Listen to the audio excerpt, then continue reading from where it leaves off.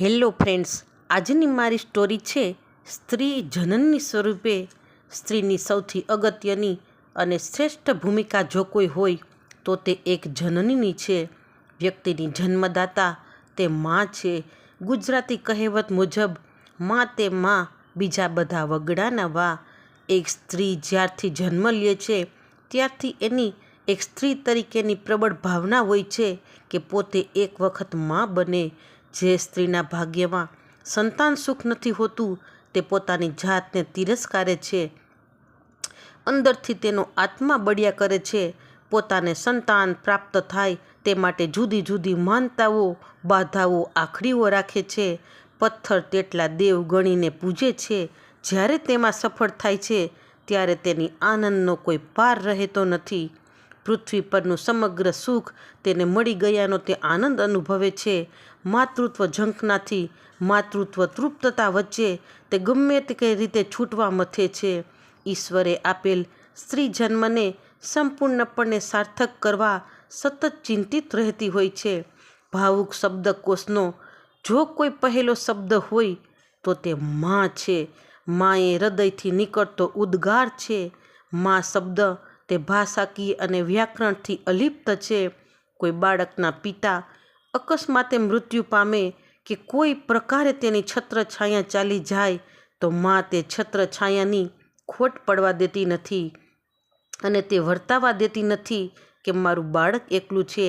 ત્યારે કોઈ બાળકની માતા આ સમાજની ભીડમાં ખોવાઈ જાય અથવા તો મૃત્યુ પામે તો બાળક એક નહીં પણ પરિવાર અને સમગ્ર સમાજ હિચકિચાટ અનુભવે છે. અને ત્યારે આ સમાજ ઈશ્વરને પણ દોષિત ગણવામાં બાકાત નથી રાખતો. માં એ વ્યક્તિનું મૂળ છે, થળ છે, ડાળી છે. જે વ્યક્તિ માંનો અભાવ હશે અથવા તેની ખોટ હશે તો તેનો ઉછેર અને વિકાસ ખામીભર્યો હશે. એવી કેટલીય માતાઓ છે જે સિંહ જેવા શિવાજી, વાઘ જેવા રાણા પ્રતાપ, કરુણાની મૂર્તિ સમા નરસિંહ મહેતા અને જલારામ બાપાને જન્મ આપ્યો છે. આ માતાઓ પોતાના ગર્ભમાં ઉછરી રહેલા બાળકને ગર્ભથી જ આ પ્રકારનું શિક્ષણ અને સંસ્કારી વાતાવરણ પૂરું પાડતી હોય છે અને તેની મંજિલે પહોંચવામાં તે જરા પણ કચાશ રાખ્યા વિના એક આદર્શ સપૂતની ભેટ ફક્ત પોતાના પરિવારને નહીં પણ સમગ્ર સમાજને આપતી હોય છે.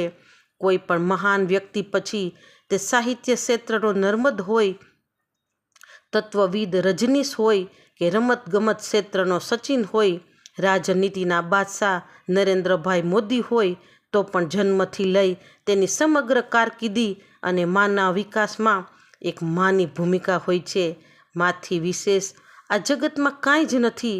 વિશ્વનો પ્રથમ નંબરનો ધનિક હોય, પ્રતિષ્ઠિત વ્યક્તિ હોય, તેની સિદ્ધિઓની જ્યોત ચારેય તરફ ઝળપડતી હોય, તેની મા પાસે તેની ન હોય તો તેની આ વિકાસ ગાથાનું તેની મા જેટલું કોઈ ગૌરવ લઈ શકતું નથી. મા એ ઈશ્વરનું સાક્ષાત સ્વરૂપ છે, જગદંબાની પ્રતિકૃતિ છે. પૃથ્વી પરનું સૌથી પહેલું સુખ હોય તો તે પોતાની મા જીવિત હોય તે સુખ છે. માની છાયડી નીચે એક બાળકનો આશરો હોય છે. તેની મમતાનો ખોળો ખૂંદવા મળતો હોય તે એક સુખ છે. ભારતીય સંસ્કૃતિનો ભૂતકાળ તેનો સાક્ષી છે કે આ જગતમાં બાપથી પણ કોઈ મોટું હોય તો તે માં છે. માની વ્યાખ્યા ન થઈ શકે, માનું આખ્યાન જ ન થઈ શકે, કારણ કે પોતાના પિંડમાંથી, પોતાના અસ્તિત્વમાંથી એક નવું સર્જન કરી જીવને શિવરૂપી જન્મ આપે છે અને જન્મને સાર્થક કરે છે. માં એક કરુણાની મૂર્તિ છે, દયાનો સાગર અને મમતાની ગંગા છે. તેના પ્રવાહમાં તૃપ્ત થનારનો બેડો પાર થઈ જાય છે.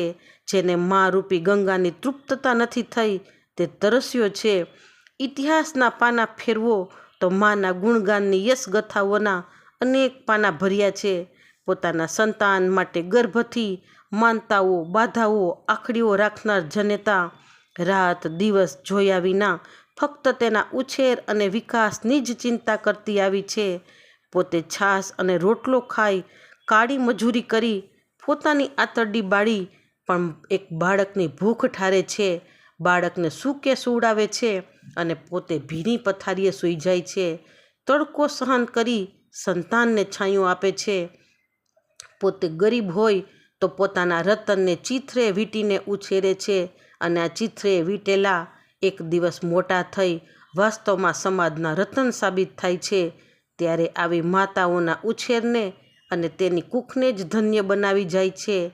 મા વિશે જેટલું કહીએ તેટલું ઓછું છે, જેટલું લખીએ તેટલું ઓછું છે. માટે જ આપણે ગુજરાતીમાં કહેવત છે કે મા તે મા, બીજા બધા વગડાના વા. તેની કોઈ સરખામણી નથી, તેનાથી કોઈ બસ મોટું નથી. મા તે મા છે. આ શબ્દ અને આ ભૂમિકાની કોઈ જોડ મળે તેમ નથી. તો ફ્રેન્ડ્સ, આ પૂરી સ્ટોરી કેવી લાગી તમને તે કોમેન્ટમાં ખાસ કહેજો. આ સ્ટોરીના લેખક ડૉક્ટર પ્રવીણ એન નિમાવત છે અને આ સ્ટોરી ખૂબ સરસ છે. જો સારી લાગે તો લાઈક કરો, શેર કરો અને સબસ્ક્રાઈબ કરો. Thanks for watching.